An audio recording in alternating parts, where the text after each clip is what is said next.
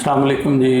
मेरा नाम डॉक्टर महबूब आलम चिश्ती है। मैं एसोसिएट प्रोफेसर हूँ जनरल सर्जरी में और एहसान मुमताज़ हॉस्पिटल जो जोहर टाउन लाहौर में है, वहाँ मेरी प्रैक्टिस है। मॉर्निंग में 9 to 2 टाइमिंग्स हैं और शाम में जो है वो 6 to 8 PM है।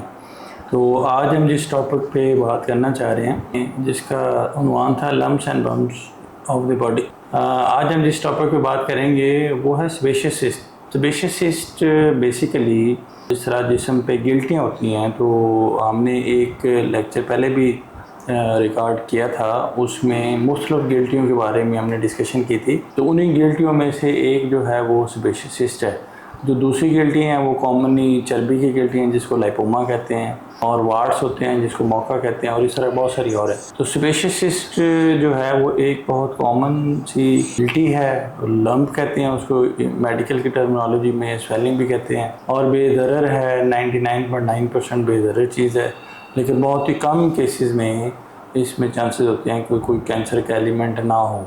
क्या सेबेशियस सिस्ट खतरनाक या कैंसर हो सकता है? ये बेज़रर चीज़ है, यानी बेनाइन है, जिसको मेडिकल टर्मिनोलॉजी में बेनाइन कहते हैं, और बहुत ही कम रेशो में 0.0005% में ये कैंसर हो सकता है। इसलिए जब हम इसको निकालते हैं तो उसको हम भेजते हैं उसके मुआयने के लिए, और अगर उसमें कैंसर आ जाए, ठीक है, तो फिर वो थोड़ा सा ट्रीटमेंट दोबारा करनी पड़ती है। एक दफ़ा जब आप उसको निकालेंगे तो कैंसर आने की शक्ल में वो उसका जो मार्जिन पहली सर्जरी में हम लेते हैं उसको थोड़ा सा वाइड भी करना पड़ता है और डीप भी करना पड़ता है, ताकि वो सारा एलिमेंट ख़त्म हो जाए, और फिर जो कैंसर स्पेशलिस्ट हैं उनकी तरफ भेज के उसको बाकी की ट्रीटमेंट जो है वो हम एडवाइस कराते हैं पेशेंट को, लेकिन इसके चांसेस बहुत ही कम है। सर, पेशेंट कैसे जान सकता है कि ये सेबेशियस सिस्ट है? देखें, ये डायग्नोसिस तो सर्जन ही करेगा। इसको जो अलामात होंगी वो ये होंगी कि वो किसी भी जगह पे, यानी मोस्ट कॉमन जो इसकी जगह हैं वो आर्म्स हैं, ठीक है, और नेक पे भी हो सकती है, फेस पे भी हो सकती है, और बाकी बॉडी पे भी हो सकती है। जहाँ पे स्किन टाइट है वहाँ पे चांसेस कम है, जहाँ पे लूज स्किन है वहाँ पे इसके चांसेस बढ़ जाते हैं। पेशेंट को फील होगा कि जैसे थोड़ी सी गिल्टी बनी हुई है, ठीक है, और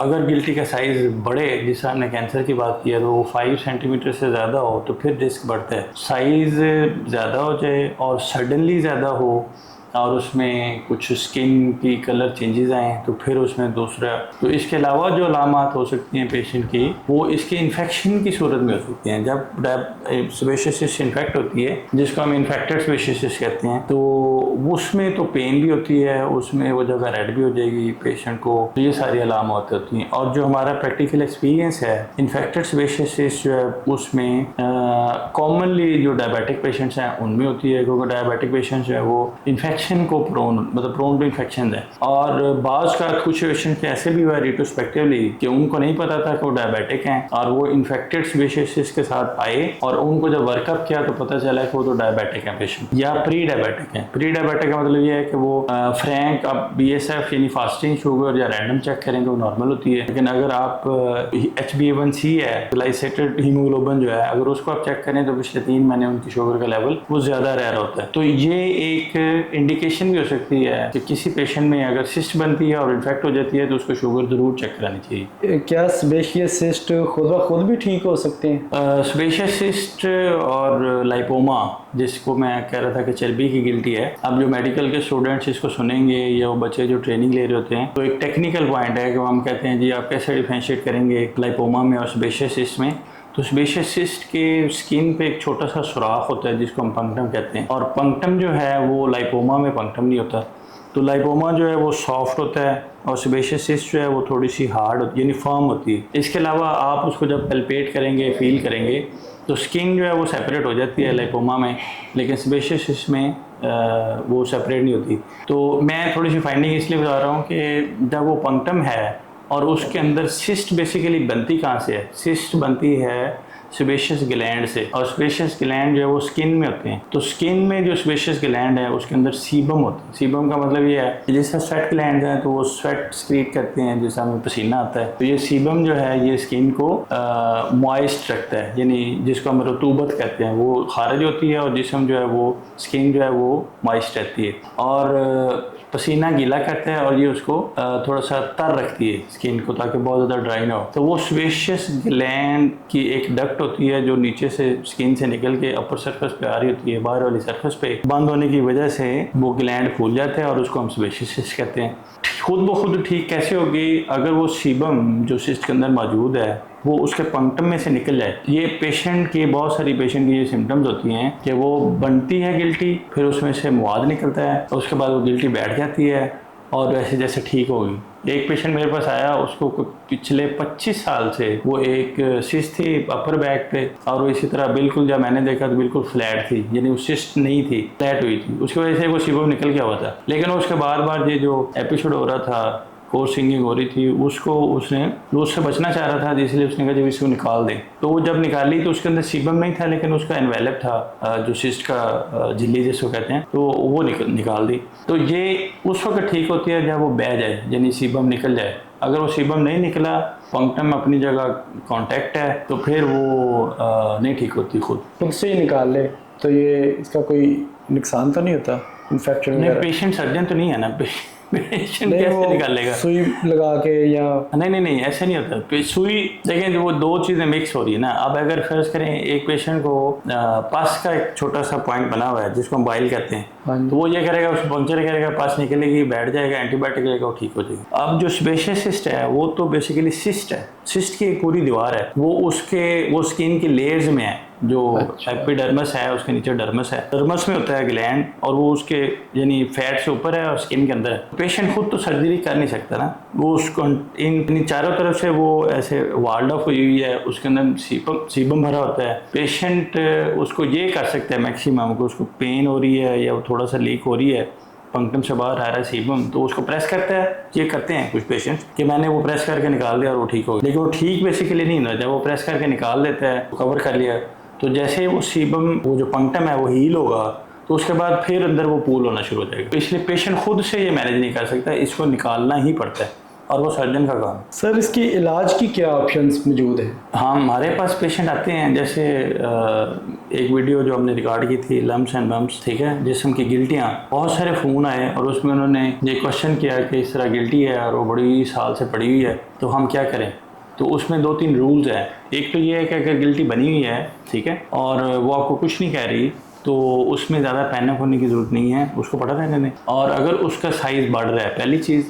दूसरी चीज़ ये है कि अगर स्किन में चेंजेस आ रही हैं और डिस्कलेशन है या ब्लैक कलर हो गया या पेनफुल हो गई है साइज़ बढ़ने से, साइज़ जो हमारी लाइन है वो 5 सेंटीमीटर की है, 5 सेंटीमीटर से ऊपर वो डेंजरस, यानी जो कैंसर वाली स्टेज है उसमें जाने के चांसेस ज़्यादा होते हैं। तो तीसरी चीज़ ये है कि वो इन्फेक्ट हो गई है, तो जो इन्फेक्ट हो जाए वो बार बार इन्फेक्ट भी हो सकती है, मतलब once infected is prone to be infected again. तो वो इन्फेक्टेड हो गई, रीज़न चाहे शुगर आई है या नहीं आई, तो फिर उसको निकाल देना बेहतर है कि वो दोबारा भी इन्फेक्ट हो सकती है। तो ये इंडिकेशंस हैं जो सर्जरी की तरफ ले जाते हैं। और चौथी जो इंडिकेशन है सर्जरी की, ये है कि मरीज़ खुद कहे कि नहीं सर, हमारी फैमिली में तो फ़लाँ को ये कैंसर डायग्नोज हो गया था, फ़लाँ का तो ये आ गया था, तो आप इसको निकाल दें, मेरी रिक्वेस्ट है निकाल दें, तो फिर हम निकाल देते हैं। तो जब मल्टीपल पड़ी हों, बेदरर हों, साइज़ नहीं बढ़ रहा, प्रॉब्लम नहीं कर रही, तो आपने बहुत सारे पेशेंट्स देखे होंगे जिनकी जिस्म और चेहरा और चीज़ें गिल्टियों से भरी होती हैं, लेकिन किस को निकालेंगे। तो इसलिए फिर हम कहते हैं कि इसमें आप परेशान ना हो, रिलैक्स करें। कोई सिम्टम्स आएंगी किसी गिल्टी की, तो फिर उसको हम निकाल देंगे। सर, क्या सिस्ट को निकालने के लिए सर्जरी लाजमी? सर्जरी के बगैर तो सिस्ट निकाली नहीं जा सकती ना। सिस्ट को निकालने का और कोई तरीका नहीं है, और जो तरीका है उसका नाम सर्जरी है। यानी उसमें हम जो बेसिकली प्रोसीजर परफॉर्म करते हैं उसको कहते हैं कि एक्सियन, यानी निकालना under local anaesthesia. Local anaesthesia और जनरल एनेस्थीसिया में फ़र्क ये है कि थिएटर में तो वो एरिया प्रिपेयर करके और उसको हम स्किन को हम पर्स कहते हैं, इंजेक्शन से, जो लोकल एनेस्थेटिक एजेंट है, ज़ाइलोकेन है, ब्यूपिकेन है, वो उस जगह को सुन कर देता है, और सुन करने के बाद उसको इंजेक्शन दे के तो उसमें से हम सिस्ट निकाल देते हैं और उसको बंद कर देते हैं। तो ये सर्जरी जो है ये माइनर सर्जरी में आती है, और ये आउटडोर प्रोसीजर है। आप ऑफिस के अंदर भी परफॉर्म कर सकते हैं, थिएटर में भी हो सकता है, और पेशेंट जैसे आता है आउटडोर में वैसे वापस चले जाता है। 15 to 20 मिनट्स, ½ एन आवर का प्रोसीजर है। कुछ चीज़ें प्री रिक्विजिट्स हैं जो पेशेंट से पूछते हैं कि शुगर तो नहीं है, ब्लड प्रेशर तो नहीं है, किसी ड्रग से एलर्जी तो नहीं है, या कोई ओरल मेडिसिन से एलर्जी तो नहीं है, जो उससे रिलेटेड चीज़ें हैं। तो बीपी कंट्रोल होना ज़रूरी है, शुगर कंट्रोल होना ज़रूरी है, उस इंजेक्शन से पेशेंट एलर्जिक ना हो, जो बाद में एंटीबायोटिक देनी है उसमें कोई एलर्जिक एलिमेंट ना हो। तो ये सारी प्रिकॉशन लेके केयरफुली उसको परफॉर्म किया जाता है और सर्जरी ही इसका आंसर है, इसके अलावा कोई ऑप्शन नहीं है। जो दूसरा सिनेरियो है वो थोड़ा सा लेस कॉमन है, लेकिन बहुत भी नहीं है क्योंकि शुगर काफ़ी ज़्यादा हो गई है सोसाइटी में। तो उसमें जो इन्फेक्टेड स्पेशियस सिस्ट के साथ पेशेंट्स आते हैं उनकी थोड़ी सी ट्रीटमेंट डिफरेंट है। उसकी ट्रीटमेंट ये है कि पहले आप इन्फेक्शन को ठीक करते हैं, अगर शुगर लेवल हो गई है तो आप शुगर को कंट्रोल करते हैं, और उसके बाद फिर एक दफ़ा स्किन नॉर्मल होगी, उसकी रेडनेस ख़त्म होगी, पेन नहीं है और चीज़ें ठीक हैं, तो फिर आप उसको जो सेकेंड स्टेज है या सेकेंड स्टेप है वो यही है कि आप उसको एक्सरसाइज करते हैं, जिसको वाइड लोकल एक्सचेंज कहते हैं। तो आप उसको सुन करके निकाल देते हैं।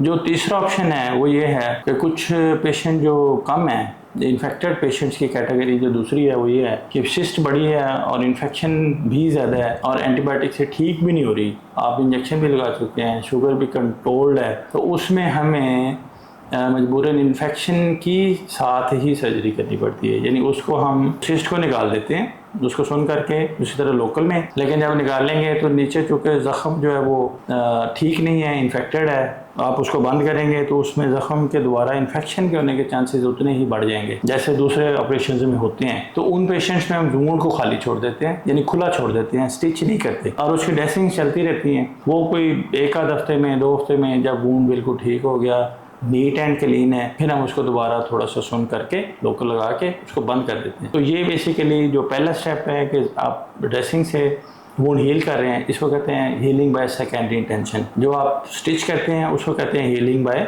फर्स्ट इंटेंशन, यानी आपने प्राइमरली क्लोज कर दिया उसको। अब जो तीसरी चीज़ है वो है जब आप उसको सुन करके दोबारा स्टिच करते हैं तो that is delayed primary closure. अब ये मेडिकल बच्चों के लिए, स्टूडेंट्स के लिए, कि जब आप उसको नीट करके ज़ख़म को शुगर चीज़ें कंट्रोल करके उसको दोबारा स्टिच करते हैं, that is called delayed primary closure, यानी कुछ देर बाद उसको उसी सूरत में ला के प्राइमरी क्लोजर वाले में फिर आप उसको बंद कर देते हैं। तो अभी 2 दिन पहले ही एक पेशेंट मेरे पास आए थे, उनका हमने इसी तरह परफॉर्म किया था। अब आज उनकी कॉल आई थी, 4th डे था, वूंड ठीक था, सेकेंडरी डिलेड प्राइमरी क्लोजर हुआ था, और अब 10th डे पे वो लेफ्ट लोअर एब्डोमेन पे था, तो हम 10th डे पे उनको स्टिच आउट कर दें। सर एक दफ़ा ये सिस्ट निकाला जाए, आपने इस सिस्ट को पूरा रिमूव नहीं किया, सर्जन जूनियर है, इनकम्पिटेंट है, या लोकल अच्छा नहीं लगा हुआ, या उसको उसकी टेक्निक अच्छी नहीं, ठीक है, तो उसमें ये होगा कि जब तक आप सिस्ट पूरी ना निकालें with along with the wall और थोड़ा सा मतलब मार्जिन जो स्किन का है, तो उस वक्त तक वो दोबारा आने के चांसेस, क्योंकि वो मतलब वो जो वाल है वो दोबारा वार्ड ऑफ होगी, वो अपनी जगह पे दोबारा इंटैक्ट हो जाएगी, ठीक है, और उसमें चीज़ें जमा हो जाएंगी और सिस्ट दोबारा बन जाएगी। तो उसको पूरा एक्सरसाइज करना ज़रूरी है, फिर उसके चांसेस मिनिमम। पेशेंट को तो इसमें एडमिट तो करना ही नहीं पड़ता, पेशेंट आउटडोर में आता है, आउटडोर से चला जाता है। ये जैसे मैंने पहले गुजारिश की है, ये आउटडोर प्रोसीजर है, ऑफिस में भी हो सकता है और थिएटर में भी हो सकता है, और वो आपने ये परफॉर्म किया, सर्जरी, ड्रेसिंग की, पेशेंट को भेज दिया, 4 to 5 डेज़ के लिए एंटीबायोटिक्स और पेन किलर्स होती हैं, और उसके बाद ड्रेसिंग जो है वो डेली चेंज हो रही होती है, और 10th डे पे स्टिच निकाल देते हैं। तो रिकवरी तो ऑलरेडी रिकवर्ड ही है पेशेंट कैन परफॉर्म हिज और हर डेली रूटीन वर्क्स, ऑफिस जा सकते हैं, ड्राइविंग कर सकते हैं, चीज़ें मैनेज कर सकते हैं, और बस एक वूंड होता है उसकी ड्रेसिंग करनी है और मेडिसिन खानी है और फॉलो अप करना है।